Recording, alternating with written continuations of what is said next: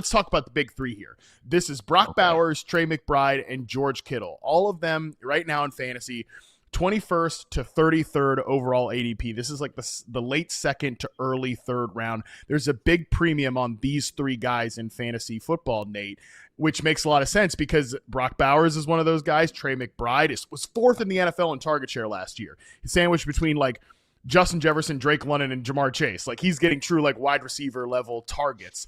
And then George Kittle is kind of like an efficiency monster. He 2.65 yards per route run last year, just very unique player. So when you look at these three guys, is it right for fantasy drafters to put the big premium on these players considering where they are? The top two, definitely, because of the standing in the offense, who's calling plays, design of the offense. And I think Kittle gets that love as well. I have no like problems with this being a top three and being in their own tier. It's just Kittle's always the thing with him is health, because, you know, he's just, sometimes he misses games. He's a physical player. He gets asked to block a lot, you know, so that's part of his game too. He's a physical player. But the other two, Bowers and McBride, Bowers is going to be the guy of this offense. And it's not every offense that I'd be like, oh yeah, this coordinator is perfect for him. Chip Kelly's going to use him. I think it's going to be a lot of horizontal stuff with, you know, Geno Smith's going to push the ball, but Chip Kelly loves mismatches and loves using these types of players, these hybrid players, whether it's a receiver running back type or receiver tight end type. You know, most people say they like using them. They always want their Curtis Samuel. They always want their Debo, their Percy Harvin. They always say that they want those guys, but like Bowers is kind of one of those guys he's truly more like a slot receiver. And no matter who the coordinator was, I mean, look at that, how terrible that offense was last year. And there he is racking up 1,000 yards, most impressive rookie tight end season. So he's like definitive number one to me. And I think that's how most people view it. Also though, Michael Mayer, this offense could maybe possibly support two tight ends fantasy wise, maybe as a lower tight end, you know, as the season goes along, because first off, it seems like I think he had off-field stuff that he was sorting out. I think he's doing a little bit better. Chip Kelly's going to use a lot of two tight end looks, and just looking at they have other young receivers, but that has to sort itself out. So I just want to kind of make a statement on him. But dude, McBride, first in target share, like you mentioned, first in successful route or successful target per route, thirds in yards per route, thirds in first downs per route.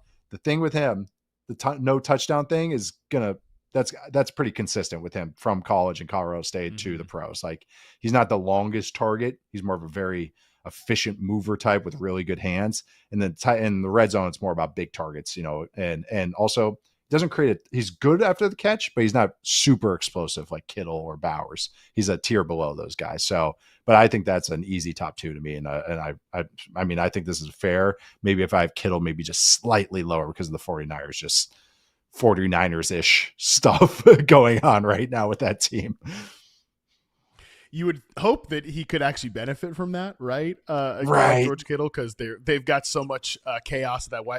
I mean, the running back and the wide receiver position in San Francisco is in like a constant battle as to who's the more cursed position. You know, it's like Garendo, Jordan James, those guys are banged up. Every wide receiver other than Ricky Pearsall, who was shot last offseason in the chest, like a year ago. Everybody's banged up in that. Yeah, like literally less than a year ago. I can remember my wife and I take an annual end of summer trip. I think we're going to do it again this year. Just like little winery stuff like that. I can remember sitting in a wine bar last year and being like, I just got an alert that Ricky Pearsall got shot in the chest, like right as training camp is over. So end of August, right about around then, just unreal stuff. So hopefully Kittle could maybe see more volume in this offense if the chaos at that position remains similar, which it should. I mean, Brandon Ayuk's probably going to miss the first few weeks of the season, bare minimum. But yeah, your point about the lack of yak for Trey McBride is well taken. 4.6 yards after contact or yards after catch per reception. That is lower than Brock Bowers. That is much lower than George Kittle. Yeah. So yeah, it's interesting you bring up the touchdown stuff, because I think most people are quick to dismiss it as, oh, that's just like that's a Kyler stat, the lack of touchdowns last year. But it actually might be a little bit more of a McBride thing, according to you, Nate. Yeah, more than most players. Like some of it is scheme, some of it is quarterback, yada, yada, yada. And I think with McBride, though, it's a thing with him. Some guys are just, their body type, their play style is just not conducive to the red zone. It is what it is. It's kind of one of those things. Like, I don't think he'll ever be not that anyone's expecting this, an 8+, 10+ touchdown guy. I think his max is going to be 4, like it was in college. Like I think that's just always how his play style is. Because to score, you either have to be a monster, like big size in the end zone, or a guy that's really good with the ball in their hands, and a guy that's shifty and can break a bunch of tackles. And so just his play style is just not that. He hurdles guys. You know what I mean? Like when he has the ball in his hands, he's not a guy that we're going to talk about later, like Tucker Kraft. But having said all that, him and like, there's a ton of questions, and we've talked about how many times. Marvin Harrison Jr. and Kyler Murray, what's their chemistry like? Are they ever going to sort it out? Not with Kyler Murray and Trey McBride. Kyler Murray loves Trey McBride. So it's just like, I don't think that anything's going to go away. Like it's one of these where I feel like he's one of the safer buys. And I know it's a heavy investment, but I feel very confident about him this year. Even if he doesn't have the touchdowns, I think he's just going to have that steady production every week. Yeah, it's like very minor, just little spots here. But the fact that he's closer to Kittle than he is closer to Bowers, I think is a little surprising, because I think it could be a coin flip between Bowers and McBride as that tight end 1 overall in your rankings this year. And there's room for actually Marvin Harrison Jr. to improve in year 2 and Trey McBride to still be an incredible player, like, and still maintain that high end target share. Real quick before we go to break, I just want to like play a small devil's advocate, and maybe even talk out of both sides of my mouth on Brock Bowers here. He had 153 targets last year, which is just an obnoxious amount for any player, but certainly, again, it's very rare for a tight end. And I think you and I might have talked about this in brief moments where the Turners were actually doing some pretty cool things, Scott and Norv, like when they were calling plays for the Raiders at the end of the last year, was like, well, this offense stinks, so let's just spam Brock Bowers stuff over and over. Why again. You think it's going to be, which, hey, he's the best player on your team. You might as well. You think it's going to be a good fit in Chip Kelly's offense. I do too. But they did add, Jacoby Myers is back. They've added some young receivers. Jack Besh, Trey Tucker is getting, I don't know.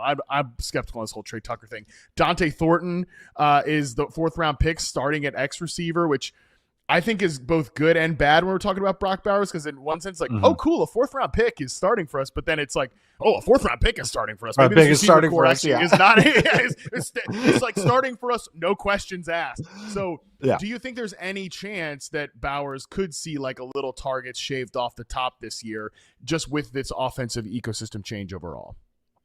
It's one of those where it's like, yes, in a way, because all those guys, and also I think they're going to be so run heavy. Chip Kelly is so run heavy, no matter whether it's been pros or college.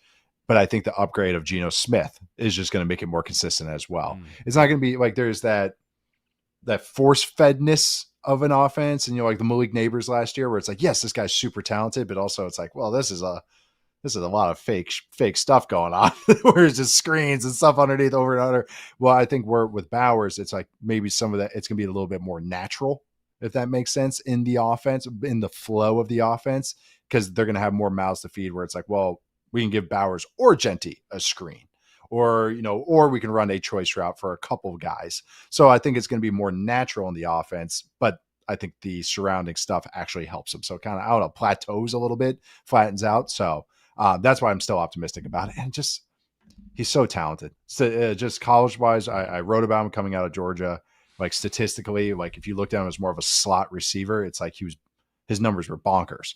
And just eye test, he was just so explosive that it's just like, I think no matter what, the ball's going to find him. And Geno's going to know where his bread is buttered. And I think that's Brock Bowers.